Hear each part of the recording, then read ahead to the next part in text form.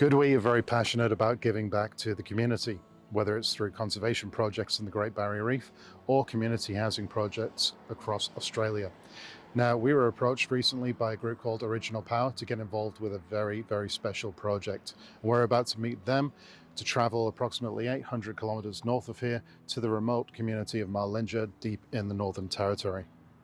This is the launch event for a very, very special project. It will be the first 100% Indigenous community-owned solar microgrid. The community is comprised of approximately 20 buildings. They will all be set up on a metering system so that they can all share and benefit from the solar energy generated, plus of course the added benefit of backup power stored in the batteries in the event of a power outage.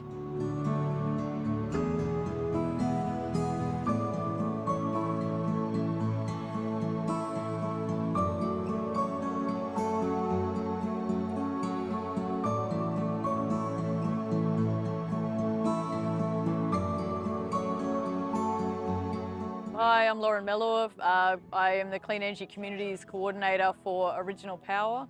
We're a small Indigenous-led not-for-profit working in the Northern Territory to assist communities to overcome the policy, technical and structural barriers that are preventing First Nations people from benefiting from the clean energy transition.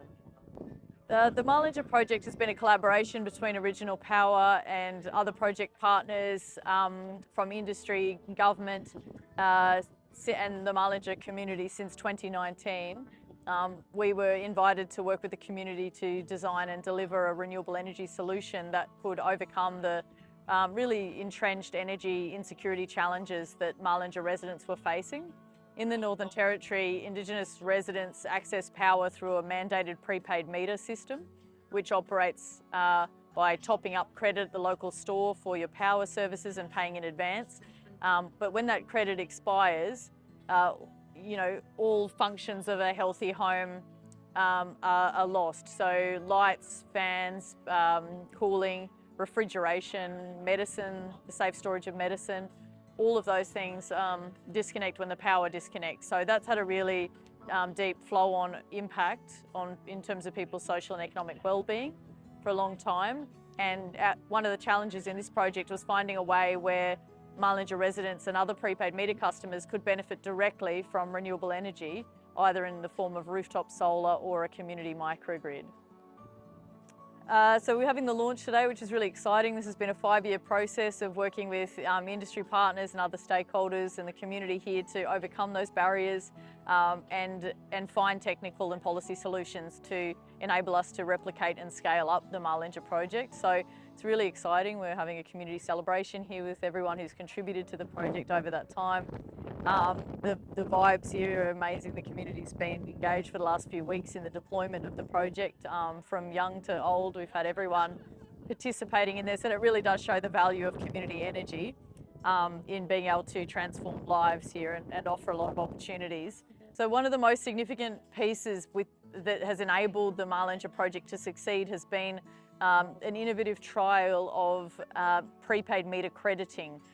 So the power that the community are producing at their solar farm will be in the back end working with the retailer, applied proportional to their production directly onto household meters for the first time. So in that way, we're replicating the behind the meter benefits of rooftop solar, but at a community scale for prepaid meter customers.